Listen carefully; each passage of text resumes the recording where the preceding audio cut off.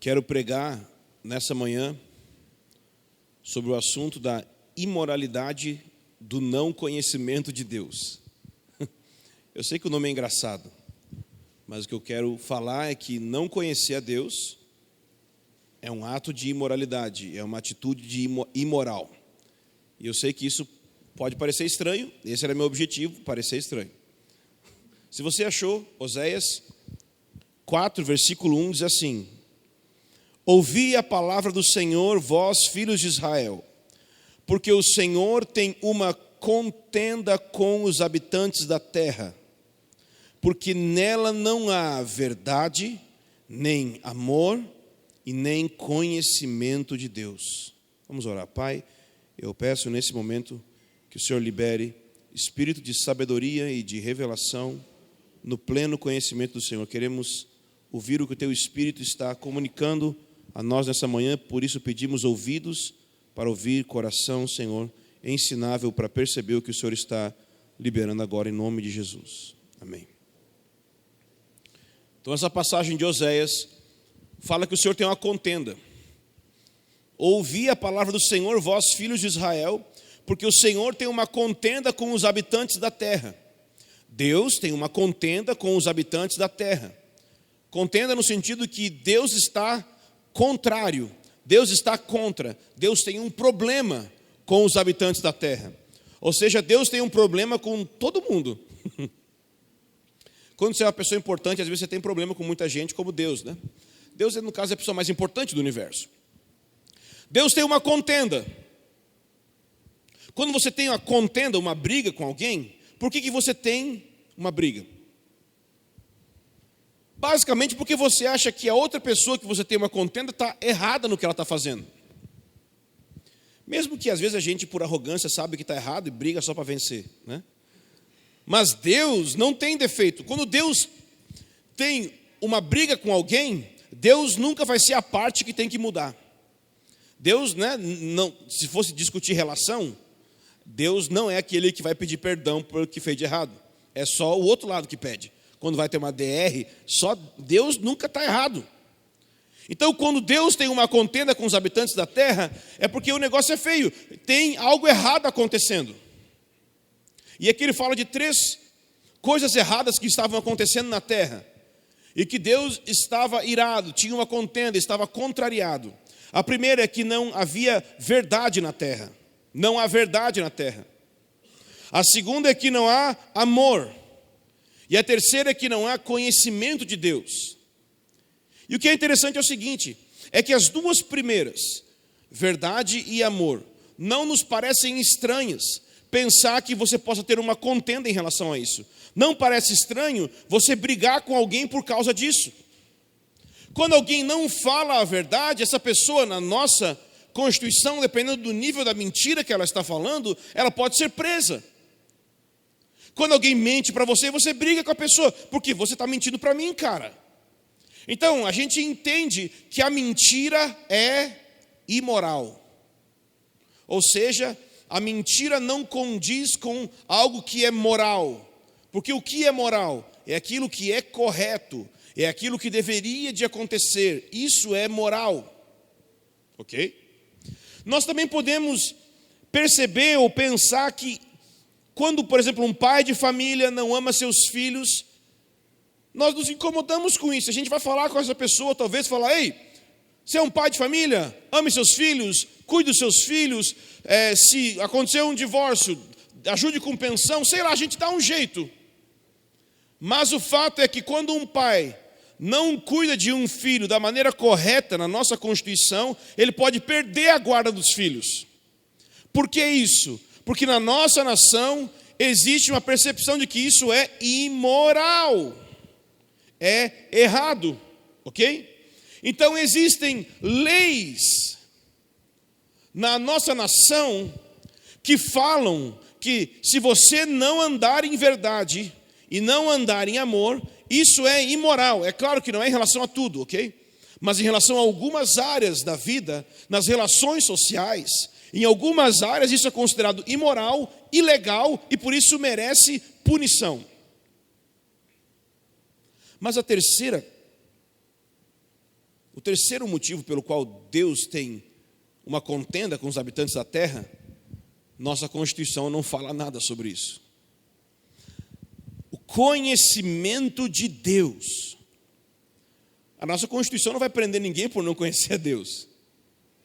Mas o fato é que a Constituição dos homens é uma coisa, mas entre nós não conseguimos perceber, às vezes, com clareza, que não conhecer a Deus é tão imoral quanto mentir, é tão imoral quanto não tratar bem seus próprios filhos. Na verdade, o que eu vou argumentar hoje é que é muito mais imoral. Mas quando nós paramos para pensar, não parece ser. Por que Deus vai estar bravo por isso? Por que Deus está estressado declarando que isso é imoral? Então, para você pensar aqui, o que é moralidade ou imoralidade? Geralmente, quando a gente pensa em imoralidade, nós associamos imoralidade com relacionamentos sexuais. Okay? Esse cara é imoral, porque ele tem um tipo de sexualidade que não se adequa aos padrões corretos. Sim, mas ela é uma imoralidade sexual. Mas além da imoralidade sexual, existem muitos outros níveis de imoralidade, ou áreas de imoralidade. A imoralidade sexual é só uma área. E você mede a imoralidade sexual pelo padrão da sexualidade correta. Então, pelas Escrituras, na Bíblia, ok? A experiência sexual correta do ser humano deve ser feita através de um relacionamento heterossexual dentro de um casamento. Esse é o padrão da Bíblia, ok? Esse é o padrão que nós chamaríamos judaico-cristão, ok? Beleza. Só que isso, entende que a imoralidade não tem a ver com, tipo assim, o quanto que você acha que algo é feio. O que é imoral ou moral não tem a ver com gosto. Não tem a ver com gostar de algo, ok? Algumas pessoas entendem que a moralidade é relativa. E por que as pessoas pensam que a moralidade é relativa? Porque elas pensam que a verdade é relativa. Afirmam que não existe verdade absoluta. Quando alguém falar para você que não existe verdade absoluta, você deve perguntar para a pessoa se essa afirmação também é absoluta ou relativa. Porque quando alguém diz não existe verdade absoluta, você pergunta, e essa verdade é absoluta ou relativa? Porque se for absoluta, então existe verdade absoluta. Se for relativa, então também existe verdade absoluta, porque a verdade que diz que verdade não é absoluta é relativa. E todas as vezes que alguém quer falar que a verdade não é absoluta, ou seja, não existe um padrão claro e objetivo para você perceber aquilo que é verdade, o objetivo disso é desembocar em outra afirmação que não existe moralidade absoluta. Os padrões morais são relativos às experiências individuais. Você tem a sua moralidade e eu tenho a minha. Então o que pode ser certo para você, pode não ser certo para mim, cada um na sua. A questão é a seguinte, isso é uma mentira. Por quê? Porque a estrutura do real, a realidade, a vida na prática, prova que não é assim. Se cada um vive a moralidade como quiser, e se não existe um padrão absoluto de medir o que é certo e o que é errado, eu poderia, quem sabe, matar você e seus familiares. Porque você não pode julgar dizendo que assassinato é errado. Porque na minha percepção não é errado. Na hora que eu fizer isso, você vai querer se proteger. Só que esse seu senso de proteção, esse seu instinto, ele é um dos fundamentos para criar essa moralidade. Porque nós valorizamos a vida. Como a vida é um valor absoluto para nós estabelecemos um padrão de comportamento que a vida deve ser preservada. Só que algumas pessoas querem quebrar com isso, por exemplo, aprovando o aborto. Ok? Ninguém aprovaria dar um tiro na cara da mãe que aborta, mas querem estabelecer uma lei que aprova o aborto. Entendeu? Entendeu a situação? Estão relativizando. Então, só que na prática não consegue. Na prática não dá. Quando você chega na hora do vamos ver, todo mundo vai dizer, isso é errado. Como isso é errado? De onde você tirou esse padrão de certo e errado? Eu vou te falar de onde ele tirou. A Bíblia diz que Deus colocou algo dentro de nós chamado consciência. E o que é a consciência? A consciência é como que uma lei dentro de nós, que nos acusa e nos defende daquilo que é certo e daquilo que é errado. Deus colocou uma consciência em você.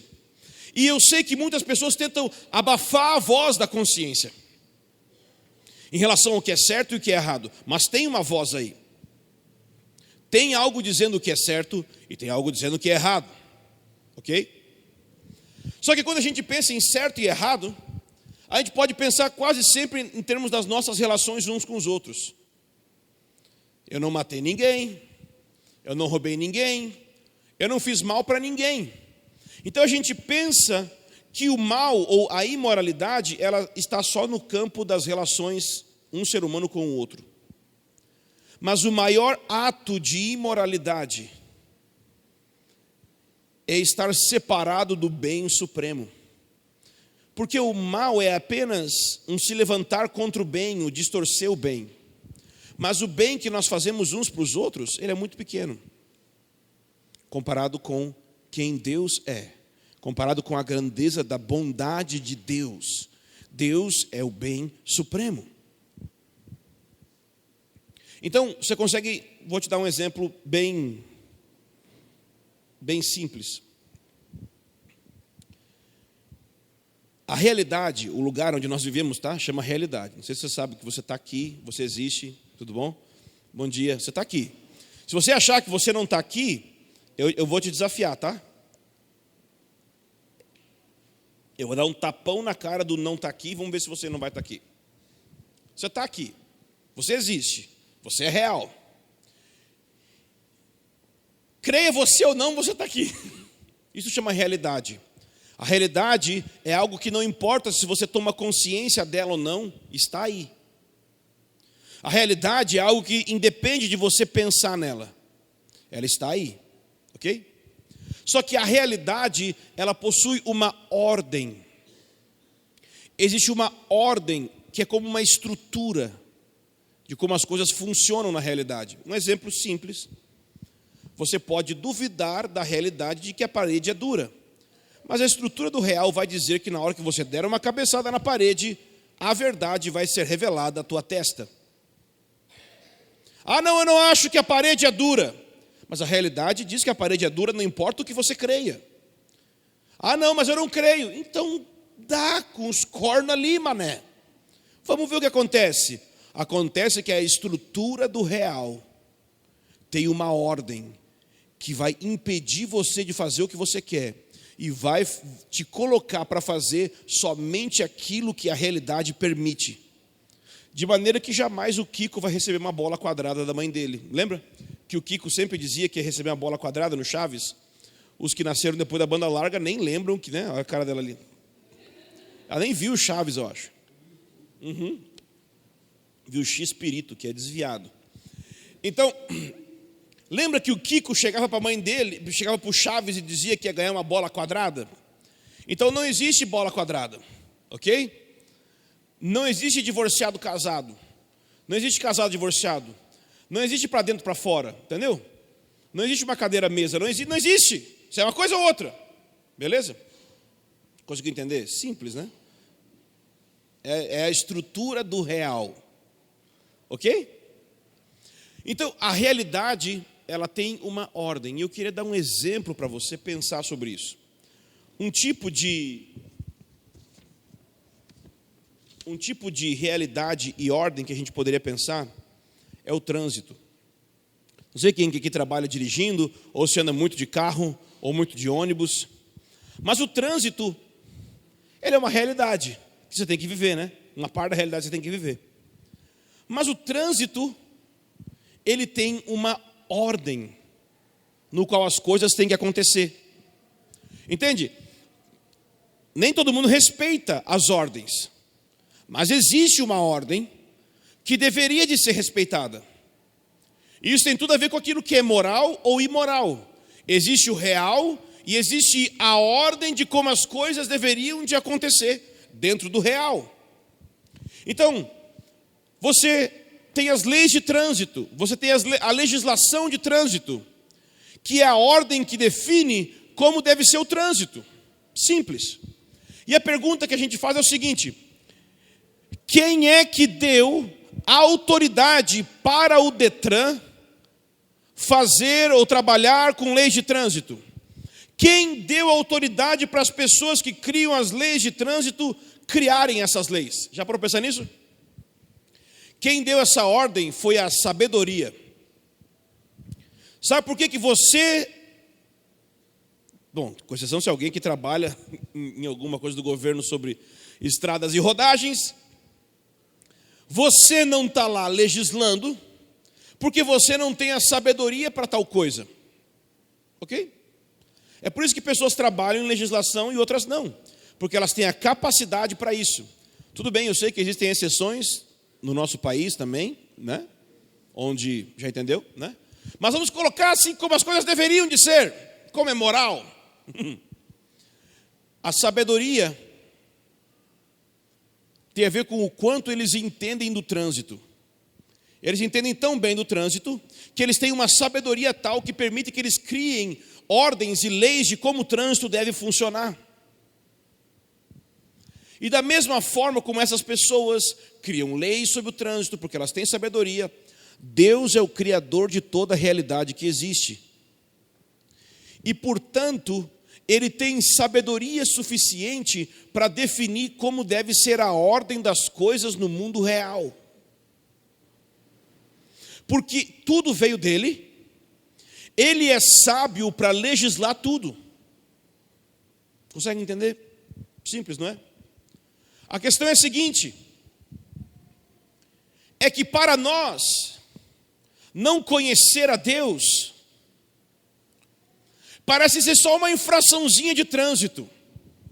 Eu só dei uma passadinha no vermelho, era meia-noite já, entende? Não tem problema. Nós pensamos que não ter uma relação com Deus, não ter comunhão com Deus, não ter intimidade com Deus, de conhecê-lo profundamente, é um errinho. Bota uns pontinhos na carteira aí e depois a gente dá um jeito. A questão é que não conhecer a Deus não é isso.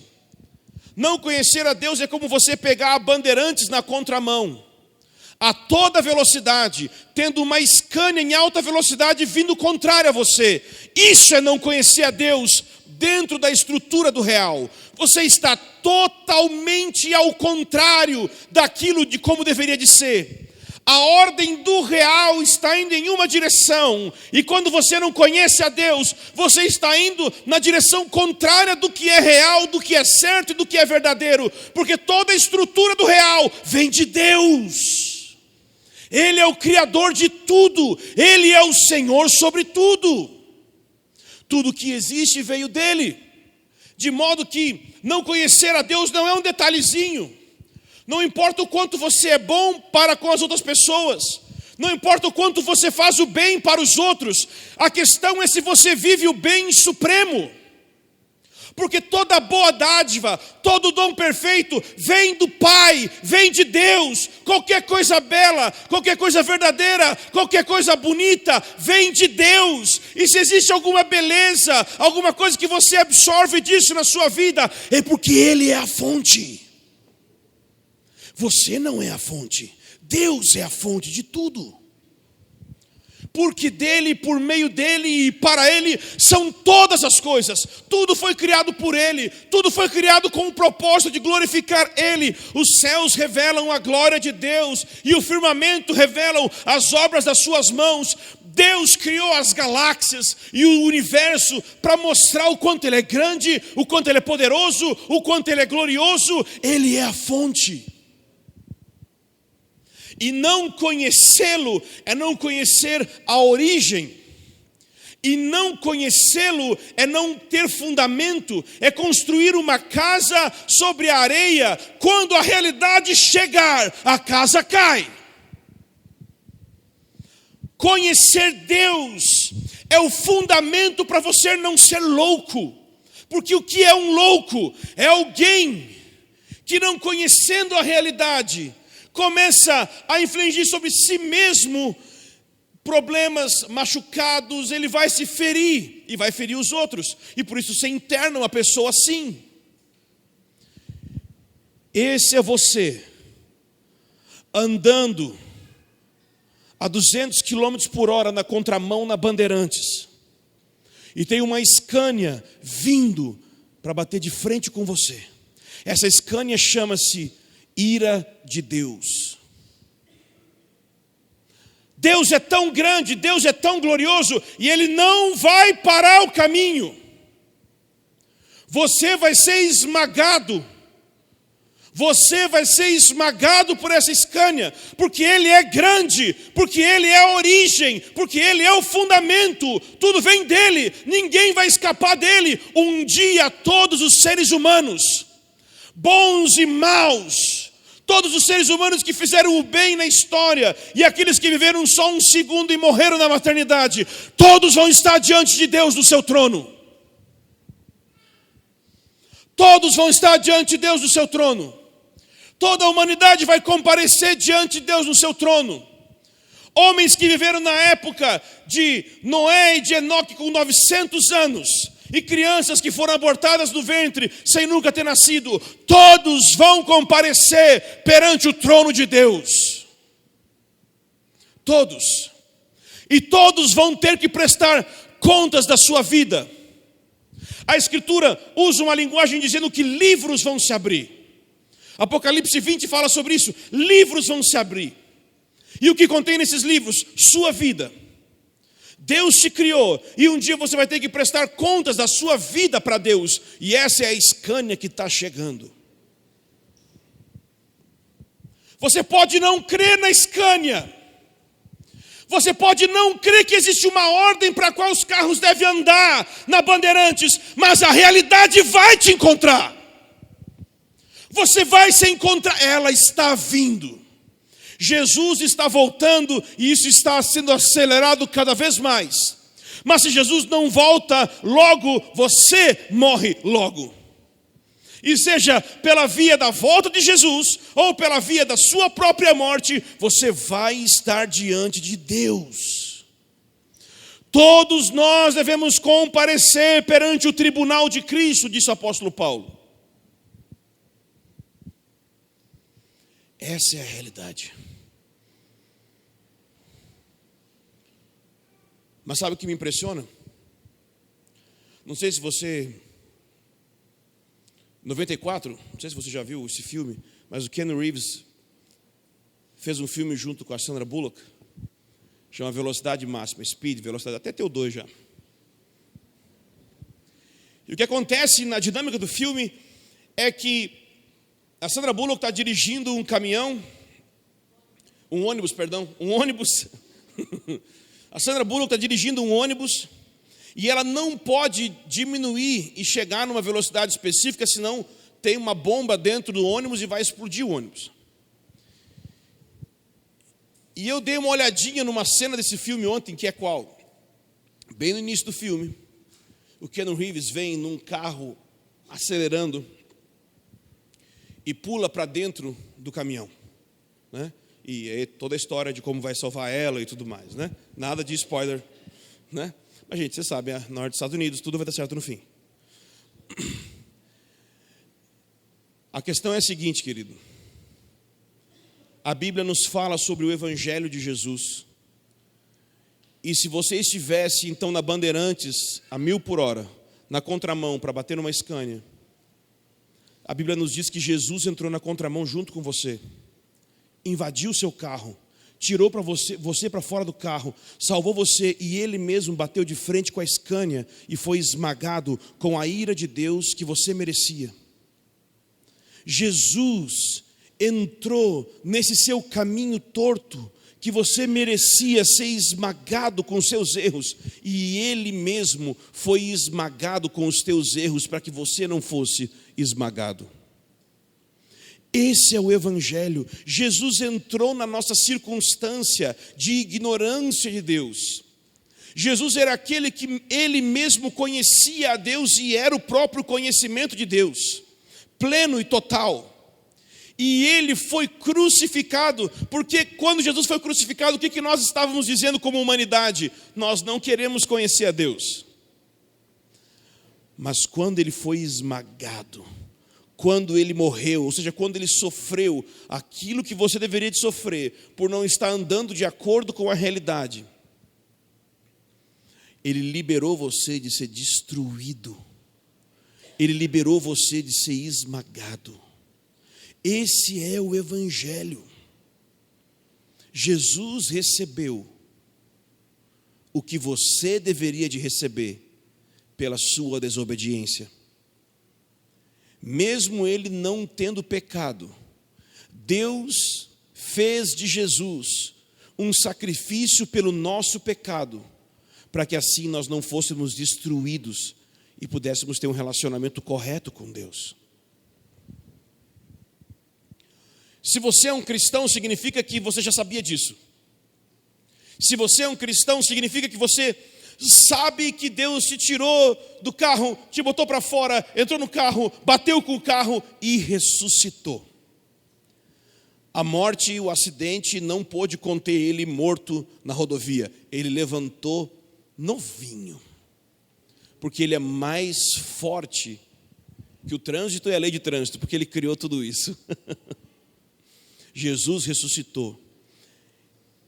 A ira de Deus é tão grande que na cruz Jesus disse: Deus meu, por que me desamparaste? Ou seja, ele sentiu separação de Deus, que é o que você deveria de sentir por causa dos teus pecados. Mas Jesus foi separado de Deus para que você nunca mais seja separado de Deus pelos teus pecados. A questão é que se você é cristão, você sabe disso. Mas sabe qual que é a loucura? É que tem cristão que mesmo tendo sido livre do acidente, ainda quer andar na contramão. Sim, porque a Bíblia diz, versículo conhecidíssimo dos crentes: Deus amou o mundo de tal maneira que deu o seu Filho unigênito, para que todo aquele que nele crê não pereça, mas tenha o quê? Vida eterna. O problema é que a gente não se pergunta o que é vida eterna, porque a gente pensa que vida eterna é simplesmente viver para sempre. Mas João 17, versículo 3, nos ensina que a vida eterna é esta: que conheçam a Deus como o único Deus verdadeiro e a Jesus Cristo que Deus enviou. Deus enviou para quê? Para salvar você do acidente. Quando você é salvo do acidente, mas ainda quer dirigir o carro da sua vida na sua própria direção, e não na direção de um relacionamento profundo com Deus, de conhecer quem Ele é de verdade, você está na contramão do que é real. E sabe, tem gente que anda na contramão e começa a orar dizendo: Deus me abençoa na minha decisão. E Deus fala: não, eu não posso te abençoar com mais gasolina para andar mais na contramão. Deus me dá um carro melhor para andar mais rápido na contramão. Não! Eu quero tirar você disso. Eu quero botar você em outra direção. Em grego isso se chama metanoia, uma mudança de direção a partir dos nossos pensamentos. Ele quer trazer conversão de direção. Será que sua vida como cristão é uma vida que é perfumadinha pelo gospel? Sabe o que é uma vida perfumadinha pelo gospel? É que no fim das contas você é um cadáver pútrefo, fedido, sem Deus, sem nada, mas você canta música evangélica.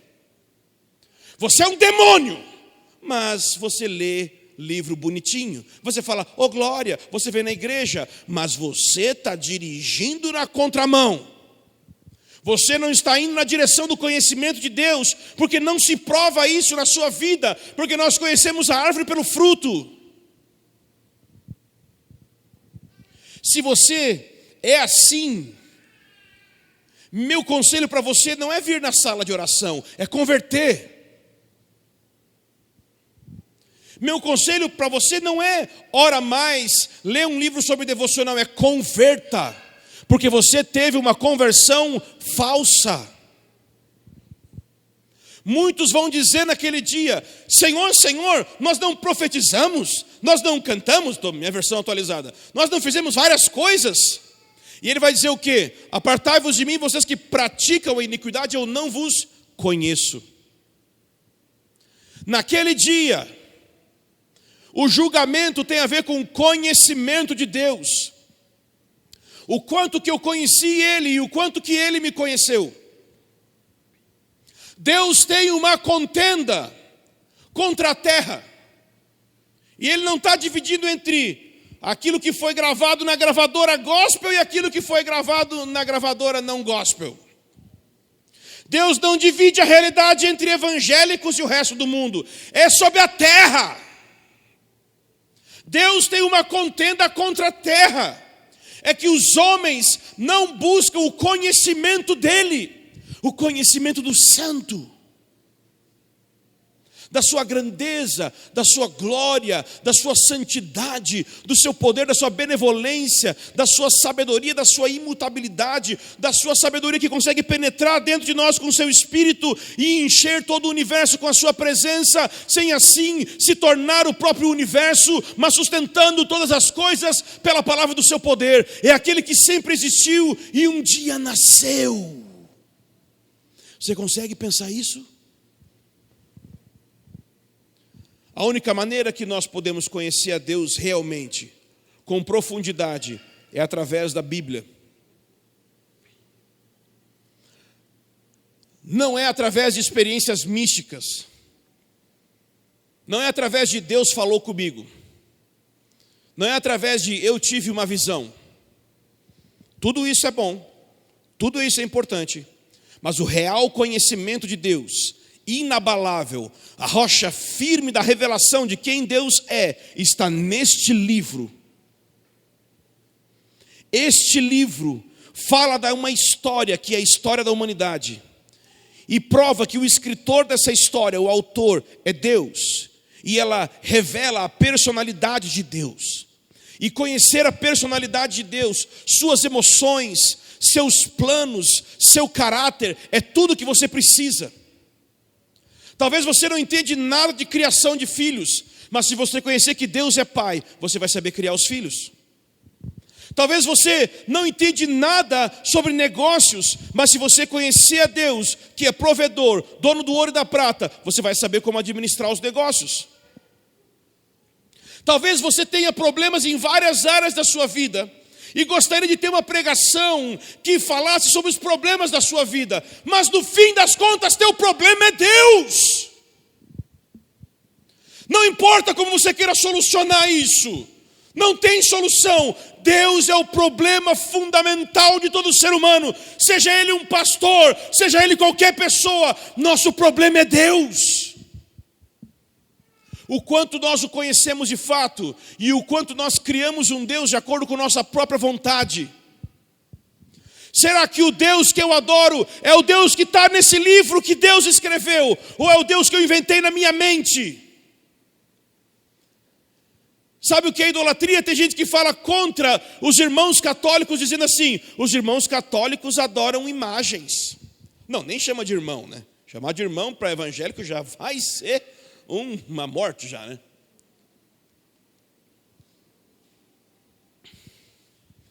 Mas se você adora a imagem que a sua imaginação criou, e ela não é a imagem revelada na Bíblia, você está adorando ídolos que sua própria mente construiu. E logo você é um idólatra também. Será que você conhece a Deus de fato? Ou será que você ouviu historinhas sobre Deus? Será que você conhece a pessoa dele de fato? Ou você conhece a religião cristã apenas? O externo, a embalagem, o de fora? Será que você conhece o conteúdo mesmo, factual, a realidade do qual nós estamos nos referindo? Não porque você teve uma visão, não porque um dia você viu um milagre, porque pessoas vão ver milagres e vão até estar juntos em lugares operando milagres e vão para o inferno. Você pode profetizar e ir para o inferno. A única rocha inabalável que nós temos é Jesus Cristo. E a nossa relação com Deus por meio dele. Todas as vezes que nós lemos a Bíblia, o Espírito Santo pode soprar no nosso coração, tocar no nosso coração e revelar quem Deus é. E na medida que isso acontece, nossa vida vai sendo transformada de acordo com aquilo que nós estamos contemplando, conforme nós lemos e entendemos. Então eu só tenho uma mensagem para você hoje.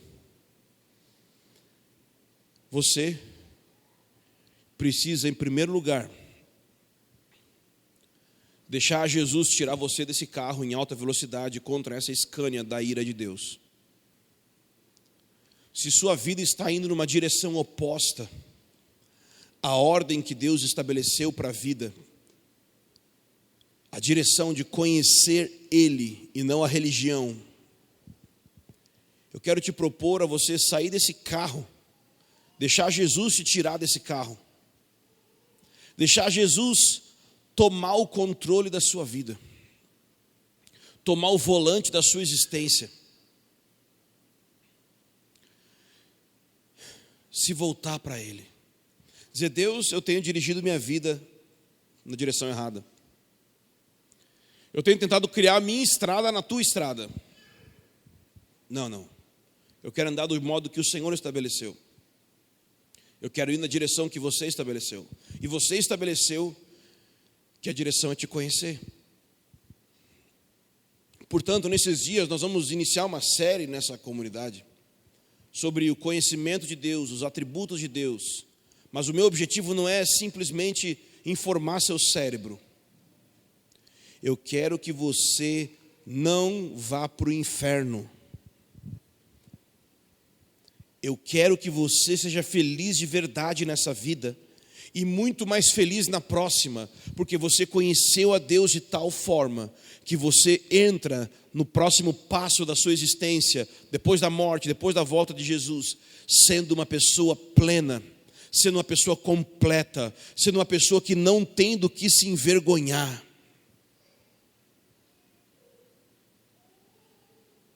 Então, se você não é um cristão, se você nunca creu no Evangelho de fato, apesar de ter participado talvez das reuniões de igreja, nessa manhã eu estou apelando para você, eu estou pedindo para você: abandona a sua própria direção da sua vida, abraça a direção de Deus, a maneira que Deus define as coisas. Você precisa arrepender dos seus pecados. Você precisa, de verdade, entender que o que você está fazendo e como você está vivendo é errado. Eu quero muito que você sinta tristeza por causa dos teus caminhos errados. Quem dera Deus te concedesse uma tristeza para você chorar o seu pecado e não ser esmagado depois por causa disso. É melhor ser esmagado com a tristeza de arrependimento dos nossos pecados hoje, do que ser esmagado por uma tristeza eterna de ser eternamente separado de Deus e de tudo que é bom que está na presença dEle. Por favor, abandona teus pecados. O maior de todos os pecados é não ter uma relação com Deus, é não conhecer Deus, é não prestar atenção nele, é não dar valor devido a Ele, achar que Ele é só um detalhe que vai te ajudar a viver sua própria vida. Ele não é um detalhe, Ele é a vida, você é o detalhe. Por favor, olha para a realidade. O mundo não é o que você imagina, o mundo é o que ele é, e ele é o que ele é porque Deus criou ele assim. Deus é o centro, Deus é a origem, Deus é o destino de toda a realidade. Ainda que no meio tempo você queira se iludir, como o homem andando na contramão na direção da Scania, talvez pode aumentar o som do carro e cantar uma música boa, para quem sabe, dessa vez vai, mas não importa, você vai ser esmagado. A realidade vai te encontrar. Eu quero te convidar a abandonar isso, a virar as costas para isso, a nunca mais olhar para o pecado, a nunca mais querer pecar, nunca mais querer quebrar os mandamentos de Deus, a ir na direção dele. Quem dera Deus te concedesse arrependimento agora. Quem dera Deus te desse um coração para crer agora. Quem dera Deus te desse verdadeira tristeza, segundo Ele, que produz arrependimento para a vida, para você estar vivo, para você entender o que é bom, o que é belo diante de Deus. E se você é um cristão, se você já nasceu de novo, mas você está vivendo uma vida devagar, mas na contramão, dá na mesma.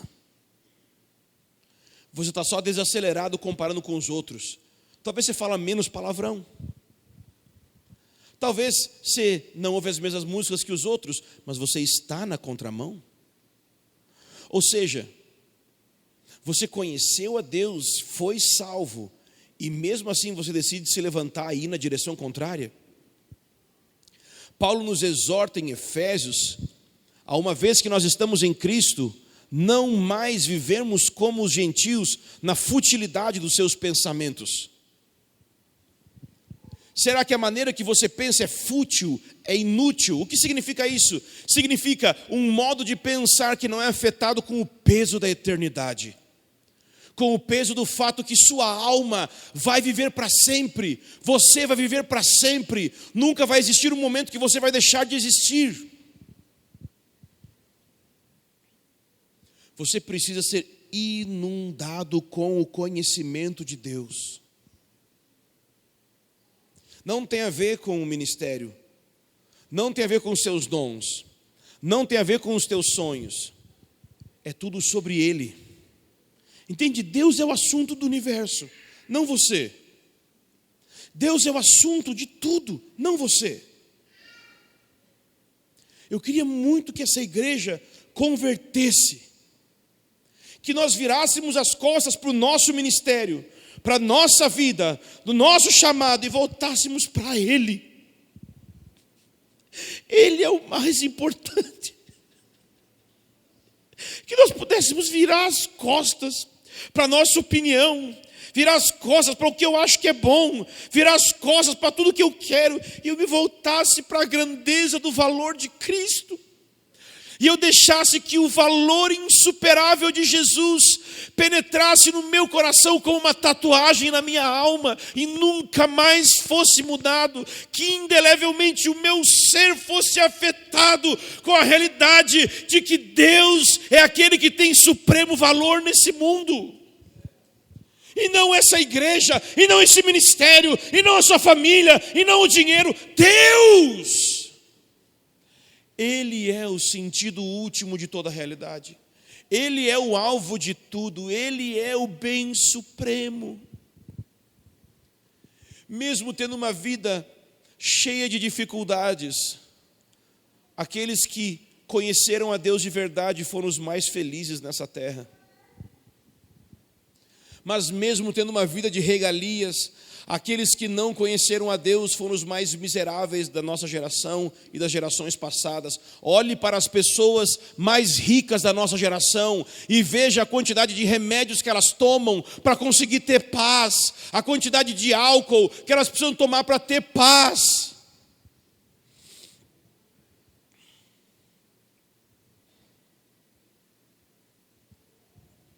Dinheiro, casas, fama, casamento, qualquer coisa que você possa imaginar, não é benefício supremo quando comparado ao benefício de conhecer quem Deus é. porque esse conhecimento dura para sempre e constrói solidez para que por toda a eternidade você seja feliz na presença dele. E esse é o meu convite hoje. Que você vire as costas para o pecado e que você se volte para Jesus pedindo perdão pelos teus pecados e confiando que Jesus é poderoso para tirar você do carro e salvar você do acidente. Sabe quando alguém está se afogando, uma das melhores coisas que a gente faz para salvar alguém de afogamento, quem sabe o que é? Dar um soco na cara, no nariz e fazer desmaiar. Jesus não está pedindo sua ajuda. Seu afogamento não é que ele está mandando uma cordinha para você e você vai estender a mãozinha para pegar na cordinha. Não, querido. Você é tão ruim que você tacou fogo na corda, de tão mal que você é. Mas Jesus está chegando para socar a sua nareba nessa manhã. Deixa ele te nocautear para o seu bem. Para de resistir. A cirurgia é melhor sem você se debater, sem você. Para de correr, se entrega a ele. O caminho dele, o jeito dele é conhecimento de Deus acima de qualquer outra coisa. Esse é o nosso alvo.